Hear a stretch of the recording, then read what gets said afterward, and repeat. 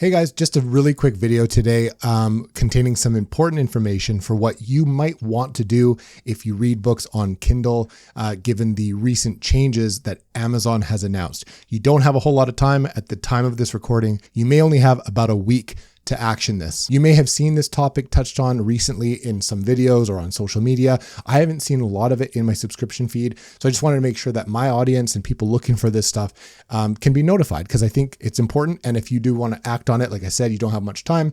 So hopefully this video will help some of you. I'll keep this short and sweet, but basically Amazon has announced some changes that on February 26th, they're going to stop allowing you the ability to download your Kindle books through Amazon locally to your PC to save them on another device. What does this mean? Nowadays, it's become accepted that if you have a music streamer and you pay a fee every month, you listen to whatever songs you want, you don't actually own the music. You don't own the songs. You don't download them. You just listen to them on the player and that's it. Same thing with your content, that your video content, your Netflix, your whatever.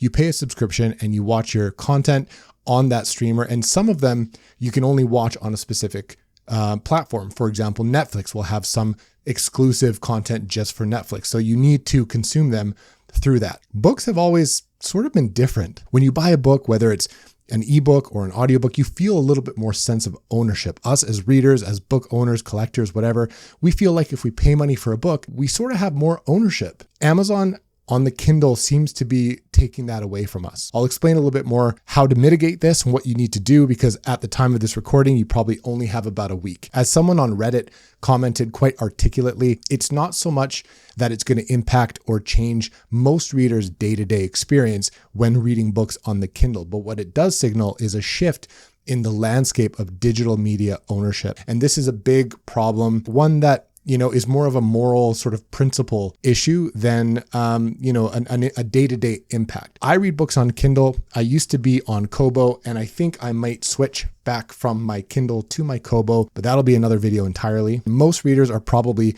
just going to continue reading their books on Kindle, and it's not going to affect their day-to-day, but it's a moral thing. It's out of principle, and it affects our rights and ownership as consumers. So right now, if you go to Amazon and you go to content somewhere on the right, I'll probably put a screenshot or a little video of where to find this. You can see your list of purchased Kindle books that you've actually bought, and you can go and click somewhere on the right, and there's an option to download locally to PC or to USB, somehow back them up. Basically, what we're talking about here is the ability to back up and store elsewhere your purchased Kindle books that you've paid money for. After these changes are implemented, February 26th, you will no longer be able to do that. You will still have your ebooks, but you can't back them up. You can't download them. You can only access them through your Kindle device. Again, for most people, not a big problem, but it's a little bit of a slippery slope. It's sort of just frustrating how everything is becoming a subscription model. For all intents and purposes,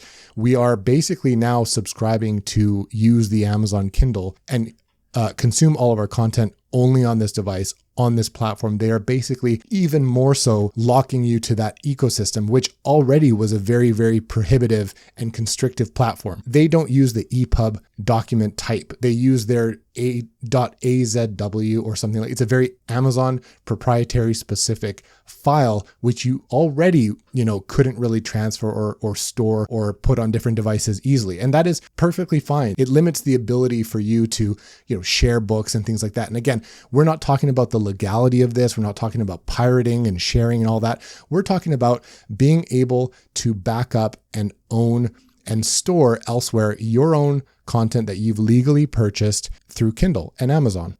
Changes are coming, and it may or may not matter to you. We're not talking about my opinion necessarily, although I think I've made it quite clear that I'm not really a proponent of this. I do think our rights and our ownership should be a little bit more protected, but we're not really talking about that here. I just wanted to inform you guys. So if you did want to take some action to mitigate that, you know what to do. You have to download your books book by book. It's a little bit time consuming. You can't just do a batch. You have to go in.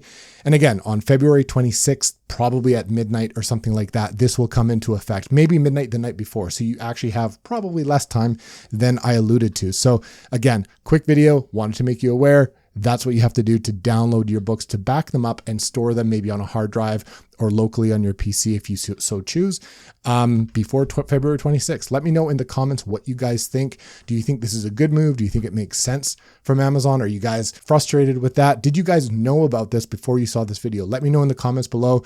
Subscribe to the channel if you want more info like this, more bookish content, and I will catch you guys soon on the next video.